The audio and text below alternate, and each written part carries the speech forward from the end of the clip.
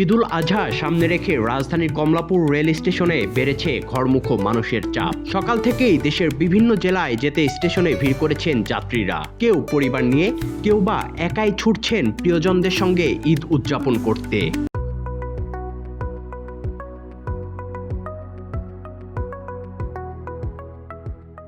রেলওয়ের online ticket ব্যবস্থা থাকায় অনেক যাত্রী স্বস্তি প্রকাশ করলেও সময় মতো টিকিট না পাওয়া এবং সার্ভার জটিলতা নিয়ে অভিযোগ রয়েছে অনেকের।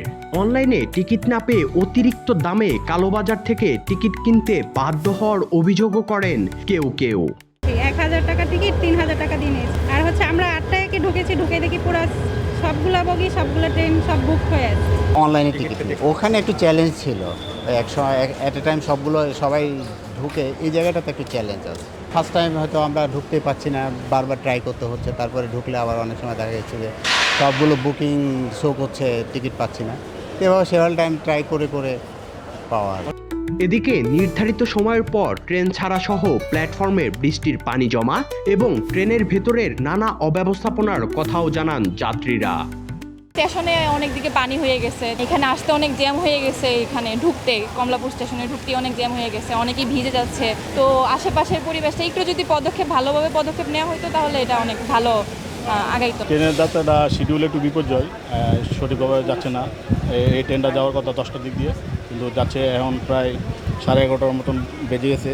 তবে ঈদযাত্রার এই ব্যস্ততার মাঝেও শিশুদের মধ্যে দেখা গেছে বাড়ি ফেরার উচ্ছ্বাস। দাদা দাদি ও স্বজনদের সঙ্গে ঈদ উদযাপন করতে গ্রামের বাড়ি যাওয়ার আনন্দের কথা জানায় তারা।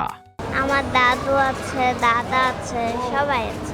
জার্নি করতে ভালো লাগে না, কিন্তু দাদুর বাড়িতে অনেকগুলো আম আছে, এগুলো খেতে বেশি ভালো লাগে। আমাদের গ্রাম ব্রাহ্মণবাড়িয়া, আমার দাদু বাড়িতে আমার দাদু আছে, দাদা আছে, এরপরে প্রায় অনেকেই আসে। বাড়িতে গিয়ে এই গল্প করবো, সবার সাথে ঘোরাফেরা করবো, এটুকুই।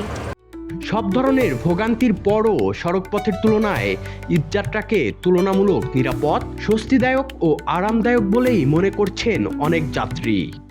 ব্যস্ত নগর জীবন ছেড়ে রাজধানীবাসী এখন ছুটছেন আপনজনের কাছে। ভিড় ভোগান্তি শেষে একটাই প্রত্যাশা, প্রিয়জন, আপনজন এবং আত্মীয় স্বজনের সাথে ঈদের আনন্দ ভাগাভাগি করে নেওয়া। দিন শেষে ঈদের প্রাপ্তি ওই একটি জায়গায়, পরিবার, প্রিয়জন, আত্মীয় স্বজনের সঙ্গে ঈদের আনন্দ ভাগাভাগি করে নেওয়া। কমলাপুর রেল স্টেশন থেকে Sadman Shaon, the financial express.